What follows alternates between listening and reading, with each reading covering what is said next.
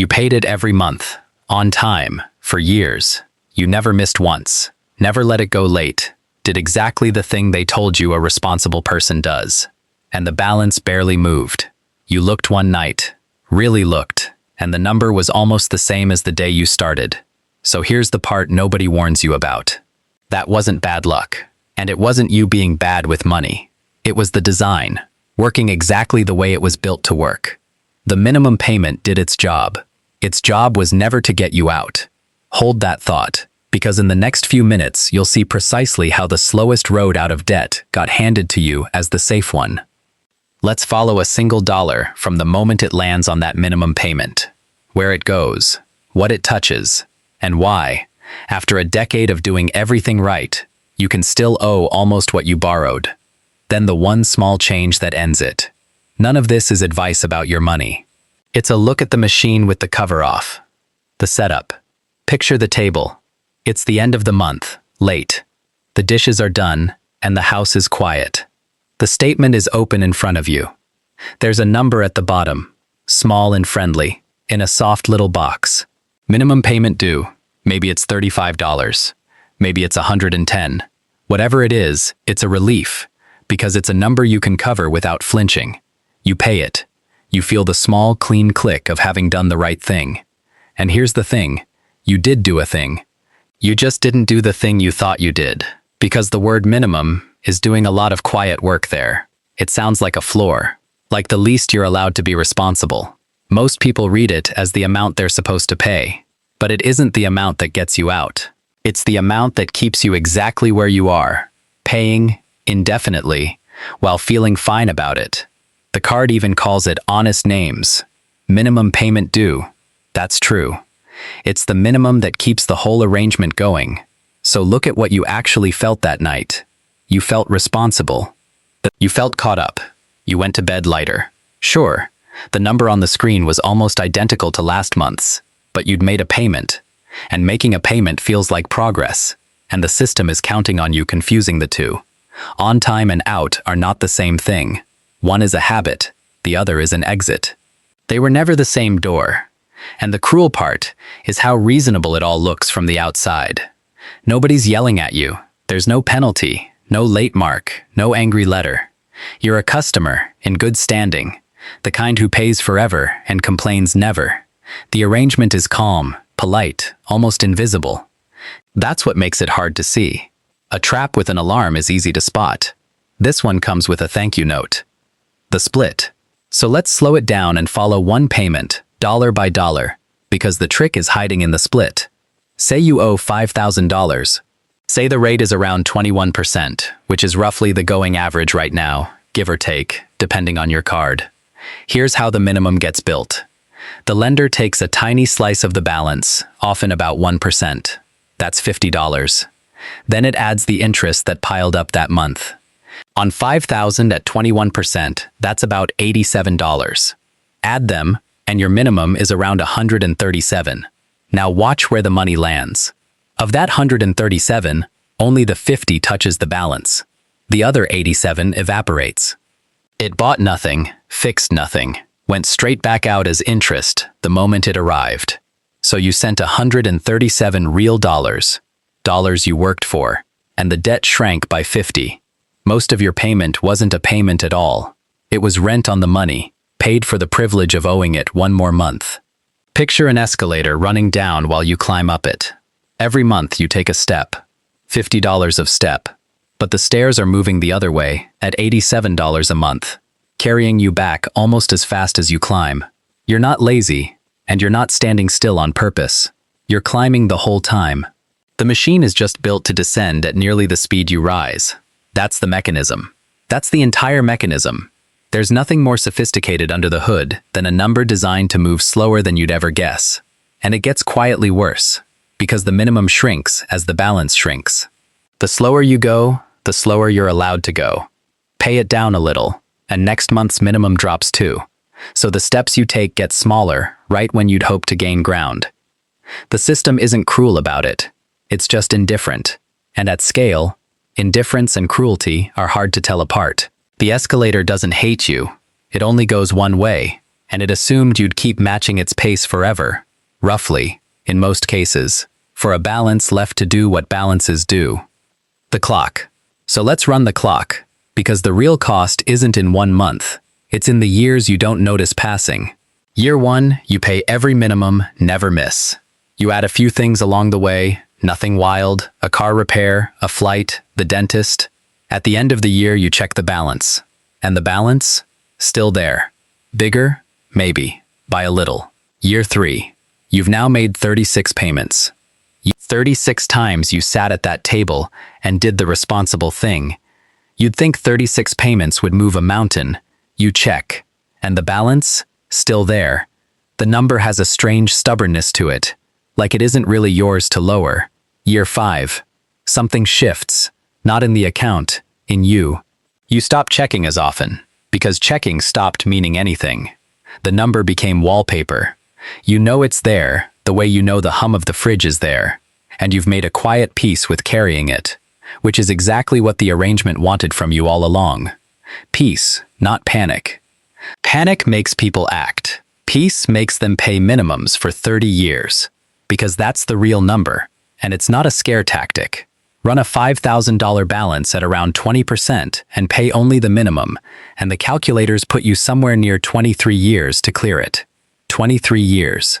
Push the rate higher, toward the 25% that's become common on a lot of cards, or let the balance creep, and that tail stretches past 30. 3 decades, for a debt you could have named in 1 sentence. And in those years, you'd hand over more in interest than you ever borrowed. On that $5,000, the interest alone comes to somewhere around $7,700, roughly, depending on the card and the math. You borrowed 5, and you'll pay back more than 12. The thing you bought is long gone. The dinner was eaten. The tire wore out. The trip is just a photo now. But the bill kept breathing, quietly, on time, every month, while the balance just sat there, still there. The number they already showed you. Here's what nobody tells you about that little box on the statement. They already told you. By law, since 2010, every card statement in the country has to print it. A warning, right there.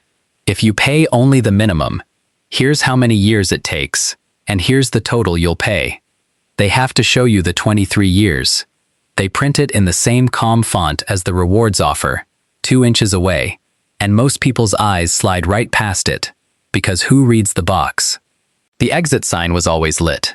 It just hung in a hallway nobody walked down, and the warning exists for a reason. A federal regulator found that roughly 1 in 10 cardholders, in a given year, gets charged more in interest and fees than they pay toward the actual debt. Sit with that. 1 in 10 people, paying every month, going backward. Their balance grows while they pay. There's a name for it now. Persistent debt. A polite term for running on a machine that's winning. Zoom out, and the scale gets quiet and huge. In a recent year, Americans were charged around $160 billion in credit card interest alone. Not fees, not principal, interest. Money that bought nothing, fixed nothing, kept nothing, and most of it came from people doing what felt responsible, paying the minimum, staying current, never missing. That's not a market full of reckless spenders. That's $160 billion, mostly from careful people who trusted the smallest number on the page. So here's the reframe, the one I'll stake my name on. The minimum isn't a payment. It's a subscription to your own debt. You're not buying the balance down. You're paying a monthly fee to keep owing it, and the service you're subscribed to is the feeling of being okay. That feeling is the most expensive line on the whole statement. It's cheaper to panic for 1 afternoon than to feel fine for 23 years. Why the careful ones get caught now? You might be thinking this only happens to people who don't pay attention. It's the opposite. It happens to the careful ones, because nothing about it ever felt like a decision, and a decision is the only thing you can actually weigh. Think about how the trap is sprung. There's no moment where someone offers you 30 years of payments and you say yes. There's just a card, a hard month, a balance that carries over once. Then the statement arrives with that small, kind number at the bottom, and paying it is the easy, decent, responsible move. You make the easy move. Next month, same thing. You're not choosing the 30 years. You're choosing this month, 11 times a year, and the 30 years assembles itself behind your back, out of choices that each felt too small to matter. That's the genius of the small number. A big number, you'd fight. It wakes you up, makes you call someone, makes you move money around. The minimum never wakes anybody. It's built to be payable, comfortable, forgettable. The danger isn't that it's too high, it's that it's low enough to ignore, and ignorable is exactly how a thing survives for decades, and the floor underneath it does the rest. There's usually a hard minimum, often around $25, below which they won't let your payment fall. Sounds protective. It isn't, quite. It's the slowest sustainable speed they can keep you moving at, while still calling it progress. Fast enough that you feel like you're paying. Slow enough that you're paying for a very, very long time. You won't feel that gap yet. You will, around year 7, when you finally sit down and do the math, and the math stops being polite. The way out. So here's the way out, and it's almost insultingly simple, which is its own kind of cruelty, because simple things are easy to dismiss. The exit was never the minimum. The exit is any fixed amount above it that you refuse to lower. Watch what happens when you stop letting the payment shrink. The minimum drops as your balance drops, remember. That's the escalator pulling you back. So you take the escalator's vote away. You pick a number a little higher than today's minimum, and you pay that same number every month, even as the minimum falls beneath it. Now every extra dollar above the interest goes straight at the balance, and it keeps going there, and the thing that took 23 years starts taking a small fraction of that. The statement actually tells you this number too. Right next to the 23-year warning, by law, it prints what you'd pay to clear the whole balance in 36 months. 3 years instead of 23. Same box. They showed you both doors. They just made the slow one the default and let you assume the default was the plan. There's no number here that's yours by default, because nobody on this side of the screen knows your month, your rent, your kids, your emergencies. That part's yours. And it isn't advice, it's just arithmetic you finally get to do with your eyes open. The principle is the whole gift. Pick an amount above the minimum, hold it flat, and don't let it fall when they let it fall. That single act of refusing to slow down is the difference between renting the debt and finally, actually owning your way out of it. And it starts smaller than you think, not a windfall, not a raise, just a number you choose once, and stop renegotiating with yourself at midnight. Somewhere right now, someone is at a kitchen table near midnight. The statement is open. There's that small, kind number at the bottom, and a hand is reaching to pay it, the way it has every month for years, on time, responsible, exactly as designed. They feel okay. That's the part that should bother them, and won't. Because okay is the whole product. Here's what that person doesn't know yet. They're not behind because they're bad with money. They're behind because they trusted the smallest number on the page, and almost everyone does.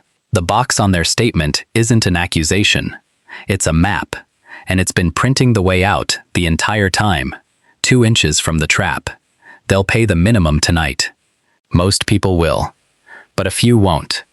A few will pick a number tomorrow, a flat one, a stubborn one, and pay that instead, and never let it shrink again. That's the whole turn. Not dramatic, not heroic, just one number, held still, on purpose. You're one of 2 people watching this, not the broke one and the rich one. The one who pays the minimum next month, and the one who picks a number and holds the line. The statement doesn't decide which. You do. The next time that little box asks you to feel okay. If you want more quiet looks at how these machines actually work, this is the place for it. There's a lot of the page nobody reads.